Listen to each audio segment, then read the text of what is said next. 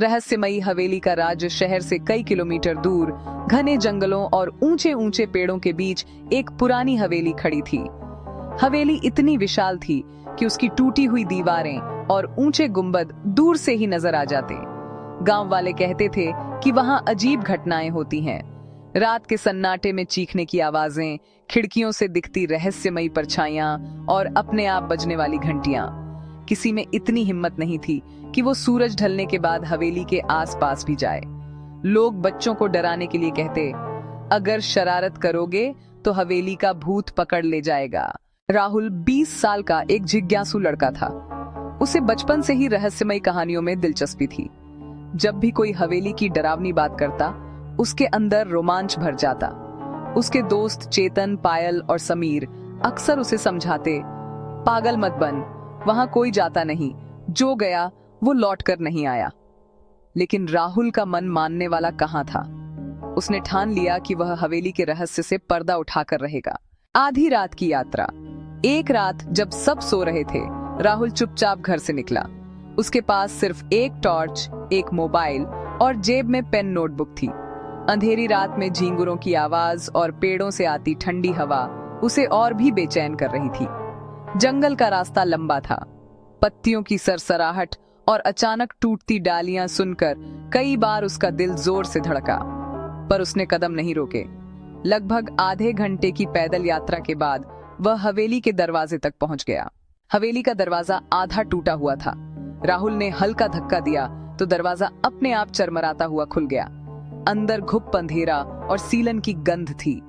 उसने टॉर्च जलाकर देखा। चारों तरफ पुरानी पेंटिंग्स, टूटे फर्नीचर और मकड़ी के जाले। फर्श पर कदम रखते ही उसकी आवाज पूरे हॉल में गूंज गई। तभी अचानक उसे सीढ़ियों से ऊपर भागती हुई परछाई दिखी। राहुल का दिल तेजी से धड़कने लगा, पर उसका डर उसकी जिज्ञासा से छोटा था। पाज़ कमरों का रहस्य। वह सीढ़ियां चढ़कर ऊपर पहुंचा। पहला कमरा खोला तो उसमें एक टूटी हुई चारपाई और बिखरे हुए बर्तन पड़े थे। दूसरे कमरे में दीवार पर एक विशाल पेंटिंग थी, राजा विक्रम सिंह और उनका परिवार। पेंटिंग के नीचे लिखा था, सत्य छिपा है भीतर। इतने में अचानक कमरे का झूला अपने आप हिलने लगा। राहुल के हाथ पांव ठंडे पड़ गए। उसने टॉर्च उस ओर घुमाई तो झूला रुक गया। गुप्त दरवाजा। राहुल की नजर अलमारी पर पड़ी। उसने जोर लगाया तो अलमारी हिली और पीछे से एक गुप्त दरवाजा दिखाई दिया। राहुल ने दरवाजा खोला और नीचे उतरने लगा। सीढ़ियां तहखाने की ओर जाती थीं। नीचे पहुंचते ही उसे पुराने कागज, नक्शे और एक धूल भरी डायरी मिली। डायरी खोलते ही पहला वाक्य चमका, यदि कोई यह पढ़ रहा है तो सावधान, यह हवेली सिर्फ एक महल नहीं बल्कि एक रहस्य की कैदगाह है। डायरी के पन्नों में लिखा था कि राजा विक्रम सिंह के पास नवरत्न मणि नामक हीरा था, जो जिसे भी मिलता उसकी किस्मत बदल देता। पर उस हीरे के पीछे कई चोर और दुश्मन पड़े थे। एक रात वह हीरा गायब हो गया और उसी के बाद राजा रहस्यमय तरीके से लापता हो गए।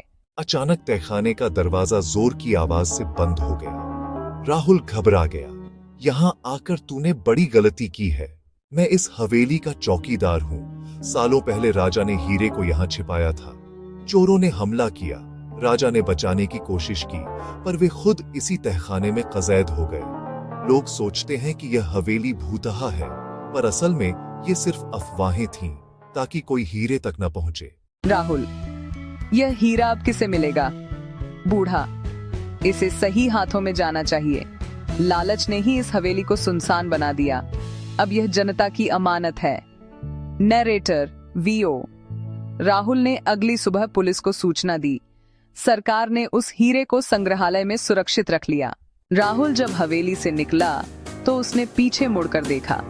हवेली अब भी खंडहर थी, पर अब उसके लिए वह डरावनी नहीं बल्कि इतिहास और साहस की गवाही थी। राहुल ने सबको साबित कर दिया कि डर अक्सर हमारे दिमाग का वहम होता है और सच्चाई को जानने के लिए हिम्मत चाहिए।